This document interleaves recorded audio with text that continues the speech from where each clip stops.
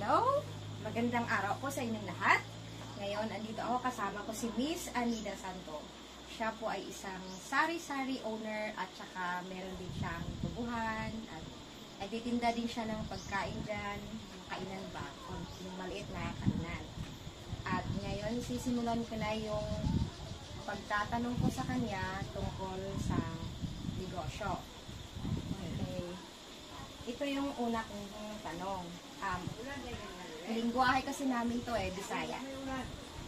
Una na kong pangutanan mo Anida. Nakasulay na ba kag-attend og mga seminar kabahin sa negosyo? Oo, nag-attend ako og seminar sa Negros Women for Tomorrow Foundation. Ang duha na kong pangutana, kanus amang ka nagsugod og negosyo o kinsa may nakapadasig nimo nga magnegosyo ka? Ako, nagsugod kong negosyo ga edad pa jud ko og 18 anyos. 18 anyos ko gasugod. Hangtod ron. Hangtod ron dayon, ang nakapadasig nako mao pud ni Project Dunganon. Oh, kanina kuan. Kanina Foundation. Negros Women for Foundation. For Tomorrow Foundation. Dunganon na siya. Dunganon na siya. Sila may nag-encourage na ko nga mag-building ng negosyo. Atap na ko. Pautang. Oh. Naamang kay mga kuan po no, mga back-up din sa inyong pagpalinda. Na ako'y mga pagkumangkon nga moari ra gyud para gyud tabang. Ya, ako ra pud silang nakon pakanon. Saman sila. Importante ko na sila. Importante na ko na siya sa akong negosyo kay mulakaw ko, kaya akong ibili. Dayo, o manglimpyo, sila din sa pupundahan. Katong upat na pangutana, katong pagsugod nimo og negosyo, isa man na lambo ka dayon ato or niag nalugi ka? Itong una, dugay-dugay ko mga utang nga dili kabayan, medyo nalugi ko atong panahon na. So, ang upang dili ay mo na kuan. Oo, kay magpupos ang tao kung nagtrabaho. Dayon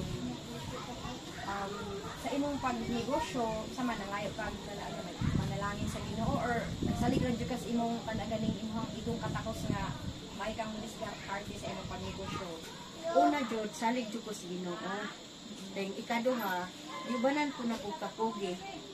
Aron kay di man pwede nga di ka magpugi.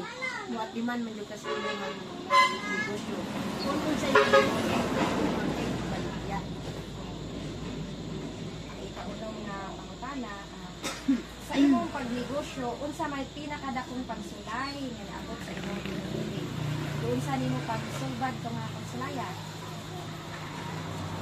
Pitong pagkalugi na ko, ni usam na ko kog utang, nagbago na ko og sugod og negosyo. Kay ari naman po ko sa Dunganon kay dugay naman jud ko kay Dunganon, di ari na ko kog utang. Dilambok na ko og sugod ang negosyo. Isip usa ka negosyante, unsa nga mga kinaiya or angay nga buhaton nga para ba ikatudlo ko nimo sa uban? Unsa man kinaiya? Ang kinaiya nga kung ikaw tindira, kinahanglan jud kang maayo jud kang moabi-abi sa imong customer. Kay kung dili nimo nahimuon, wala jud kay customer nga mo balik sa imong tindahan kung dili maayo ang imong pag-abi-abi sa imong mga customer. Taas kag pailog, anang maninda ka pasensya na nga.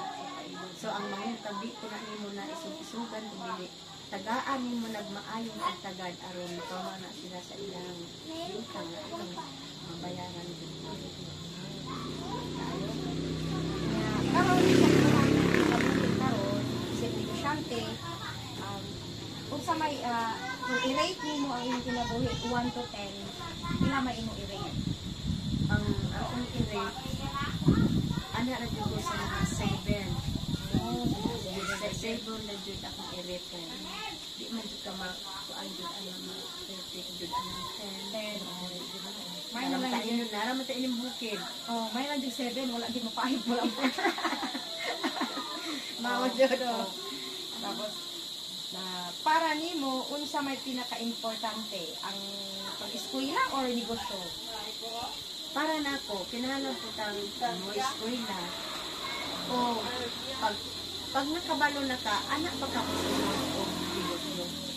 Okay, ang sila din ano, Ilang duha para na ko na eskwela kay. Ayun naman kang nakabalo ko panukli. Oh, kani ang natapusan nga pangutana. Unsa mang mga diskarte o pangbuhat nimo nga nilambo ang imong pagnegosyo o kanang pagkaning formula nimo sa imong pagnegosyo? Formula. Ang tudro nagapadayon tungod kay maayo man kong moabi-abi sa akong mga customer. So ang mga customer magbalik-balik jud dire kay nakauyon man sila sa pag kinahanglan kinahanglan batan-on kag gulang level ko sa pagsagad nila. Wala yung mga Friendly ko dayon. Kinahanglan ko nga taas ko kag pailog. Wala kayo kung nila di ay. Wala taas kag pailog. Kamot yung Maayo kang moabi-abi sa may mga abig yung number.